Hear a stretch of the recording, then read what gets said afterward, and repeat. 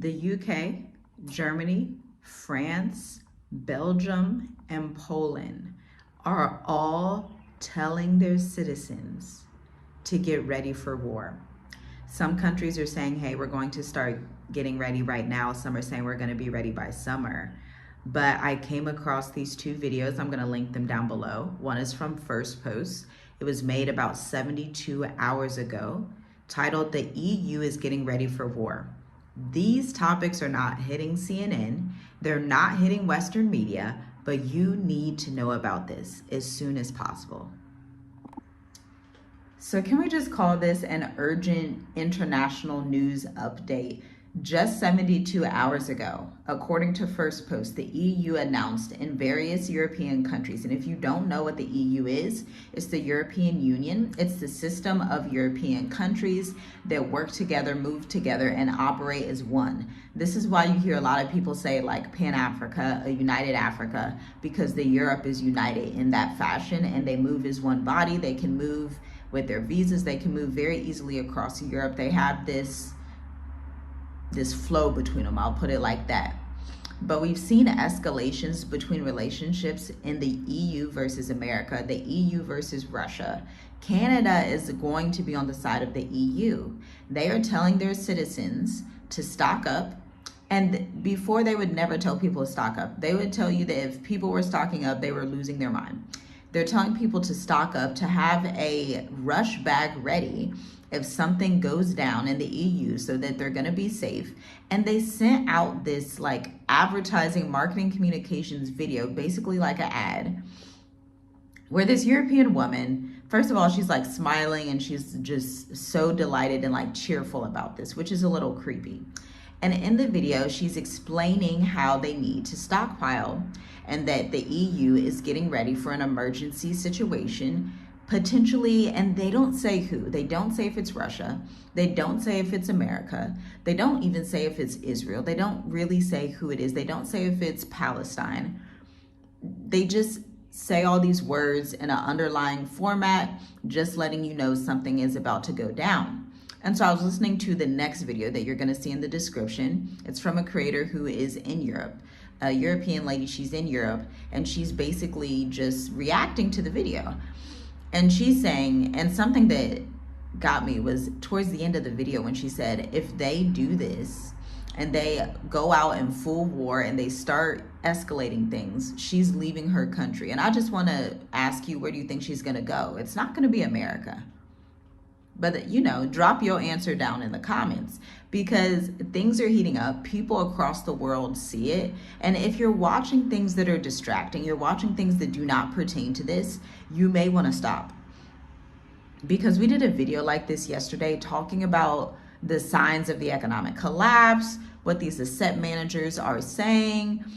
And they're going to tell you, okay, the EU, they're not going to come out and spend this money on these advertisements, say they need to up their budget for defense spending, which could possibly also be offense spending. They're not going to do these things if they don't have something planned, is the thing. Just like with that pandemic thing back in 2019, 2020, they were prepared for that. Like when people prepare for something, when they start putting rules and legislations in place, they're getting geared up. And guess what? America's already ready, because remember last year, America had passed that law that said your 24-year-olds could go to war, your women could go to war. Denmark just passed the same thing, saying it's going to be recruiting its women. You know, in this day and time, it's so interesting how people, these nations are like, we need all the fighters we can get. If you're a woman, come on in. If you're a man, come in. You know, they just lost all morality, essentially. Back in the old days, it would be only men. The women would stay with the children and keep them safe. It's a total desolation. But something that I want to point to in this is the book in the Bible, Joel chapter 3. I want you to read it because you're going to understand what this is all about. This is all about Joel chapter 3. This is all about reaping what you have to sow. This is all about the fact that EU nations also, especially Belgium, okay, EU nations also have ransacked Africa for hundreds, if not thousands of years, right alongside some other folks in the Middle East. ransacked it. And so you look at these geopolitical tensions and you have to ask, some people call it karma. I call it the right ruling and the judgment of the Most High Yah. And you have to say, okay, why are these things happening from a spiritual standpoint? You have to ask yourself that. And to be quite honest, this gets even more interesting, okay? So I was looking at the comments in these videos, especially the one I was just talking about, that was from the European creator who's saying she, like, if this happens, she wants to leave her country altogether. I totally get that, like, absolutely, I would too. But in the comments, it's interesting how aware and woke these people are compared to a lot of the American population. A lot of the American population buys anything that the American media tells them. But in Europe, the people in the comments, because I'm looking at it, the people in the comments are saying, like, you know, this isn't a fight against Russia. I was shocked because in America, I think all Americans believe they're fighting against Russia. That's the way we were taught in school. America's very good at propaganda. But all of these people in the comments are like, Russia is not the enemy. Russia's not the enemy. Russia, and over they're saying this, Russia is not the enemy. Russia, and the person in the video didn't explicitly say Russia when they're warning everybody, but they get the underlying tone. They've been in Europe all these years. They understand. They're in their homeland. Russia's not the enemy. And so they start saying instead, the enemy is within, the enemy is within, the enemy is within. And so I'm just like, it brought me back to the way that America was founded and how, quote unquote, Americans, white Americans, the Europeans, the Great British, wanted to go to America to escape the enemy within and get religious freedoms and get all these different things, right? Those extra quotes. Because instead, when I see the fruits of what happened, it was instead that they were working together with the crown to colonize North America and rule it, okay? That was the fruit of what happened. But these talking points are legitimate for European citizens because they're telling you what they believe. They're telling you they believe that the war is not going to be so much about Russia, but about their own European freedoms in Europe. And so if you are an African descent person that is living in Europe, if you are some type of indigenous person that's living in Europe and you know you should be on the southern hemisphere, you should probably get there quickly. Because in these times, and I'm just gonna warn y'all as a sister from America, in these times, there's certain groups of people that you don't want proximity to. There's certain factions of people that you don't want proximity to. The European citizens are telling you themselves that they will leave and that they don't want to be in the war. They don't want to be a part of it. They don't want to be a part of what's coming. So it would behoove you to think forward and say, okay, let me have some self-love about myself and go to where most people that look like me are. Let me actually try and make this work in a least corrupt African country, because not all African countries are great to move to, just to be quite honest. Like, let's be real. I would only live in like a handful, about 5 countries. I'll list them out for you. Mauritius, Senegal, Botswana,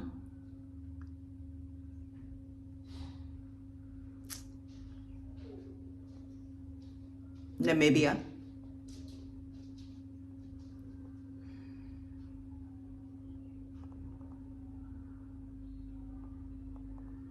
do I have a 5th right now? Because things are changing.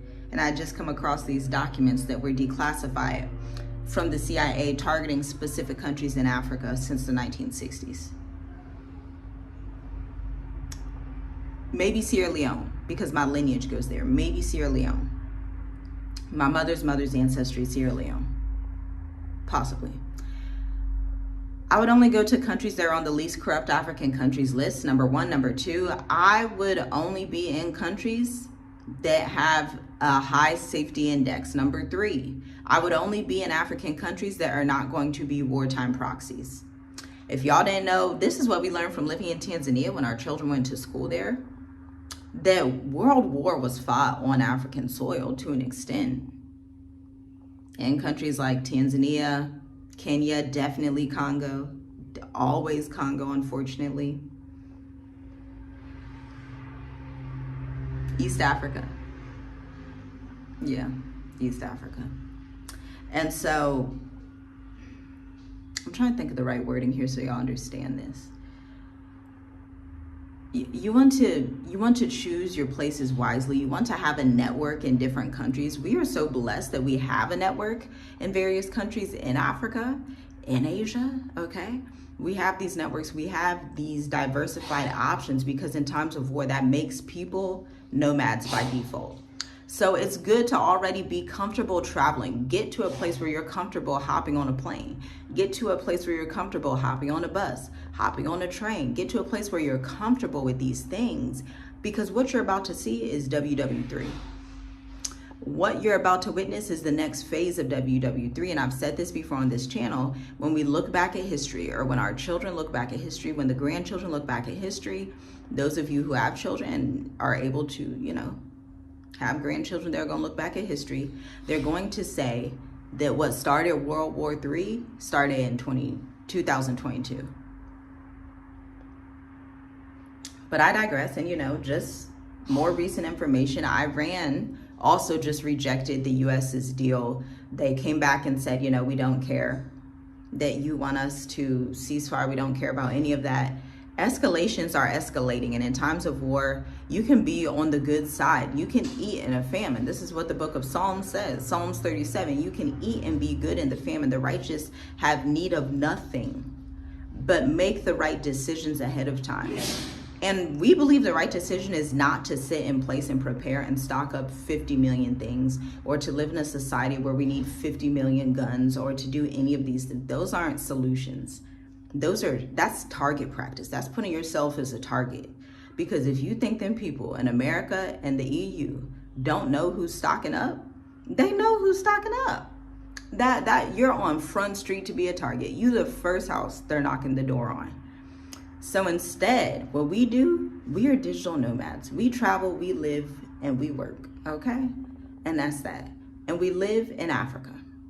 Africa is the best frontier, hands down, because it's so diverse and it's so big. So on one side, you have issues in Congo and South Sudan, but on the other side, you have 50 other countries.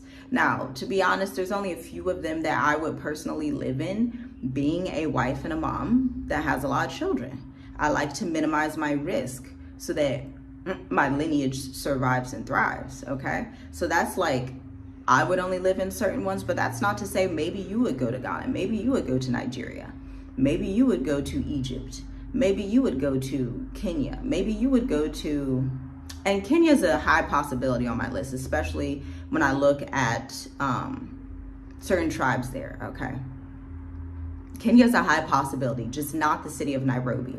And so Madagascar, because in times of war, you like, shoot, yeah, they doing stuff. Yeah, the police may bribe you, but at the end of the day, if there's bombs going back and forth, it's a whole different story. You're like, well, look, you'd rather deal with that than deal with the bombs, right?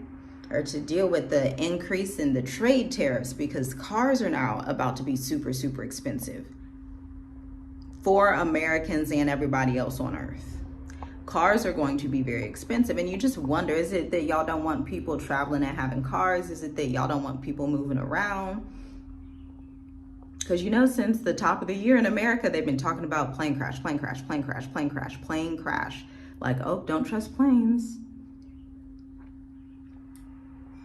You got to think about these things. You need to think, and I'll leave you with one more thing. It was a dream I had months ago that I've not told on here, okay? There's some things that you're trying to wait and see, do you want me to say this, Father? Is this, what's going on? But I'm curious to know if anybody has had a similar dream. Down below, chime in. Because in the dream, I'm shown two maps. At first, I was talking about business and what I was doing in business. Then this lady comes to me, who I now understand to be a messenger or an angel. She comes to me and she says, look, and she starts tapping this map. I look down, I walk over to her, I leave the business stuff alone, I look over to her. She points to the EU, she points to the middle of Europe. And an explosion goes off, and I'm like, okay. And it seemed like a big one. I was like, oh, I'm glad I'm not in Europe. I'm glad I'm not European. Okay, that's crazy, right? That's insane. Then she goes over to the American map. Now this one, y'all, this one scared me because I'm American. I don't live in America. But this one, gosh, the feeling just, I wish I could put it into words. Let me know if y'all have ever had a dream like this. It was disturbing. So we move from the EU map. She moves over. She taps on America. She's not speaking. She taps on America. And I'm watching the map. And I pinpoint Kansas. I don't know why Kansas. Again, dreams can be spiritually interpreted. It does not have to mean that this is the exact thing. It can represent spiritual warfare on both of these continents. Or it could mean both. But understand, dreams have to be interpreted with precision and caution. And so in this segment of the dream, explosion hits Kansas, and it was so much bigger than what hit the EU. It made the EU explosion look like child's play. This explosion touched Kansas, but hit the entire country of America, West Coast to East Coast. West Coast to East Coast. But that wasn't it. In the dream, I remember thinking, and like I'm talking to her like, hey, that was intense. That was a lot. And she says, wait, there's more. This is where she starts talking and showing me, wait, there's more. And she explains it in a way. She explains that whoever is doing this explosion, whoever's doing it, because she does not reveal who or what it is, whoever is doing it, their goal is not only to do this explosion, but after that, they go in with troops on the ground. And so I came to the conclusion, I was like, it's not enough to explode the entire country like that. Because I'm like, it looked crazy. Like, you see something hit Kansas and hit east to west, is like, and then that wasn't it. At this rate, a lot of people would have not been surviving. A lot. So you thought that was it. But no, she says that's not it. Then troops come in. You don't know who these troops are. I didn't know who these troops are. I don't know whose country these troops are from. But after the explosion, they swarm in. And it starts to be described to me, or I start to get the understanding with the spirit of wisdom, like, oh, they don't just want to destroy it. And they're not just destroying it just for the sake of destroying it. They're destroying it to take over. Like, they want America. They want to own it. Like, they'd rather own it. Now, I had this dream way before the inauguration. It was months ago. And again, I'm not sure if it literally physically means like that would be the thing that happens.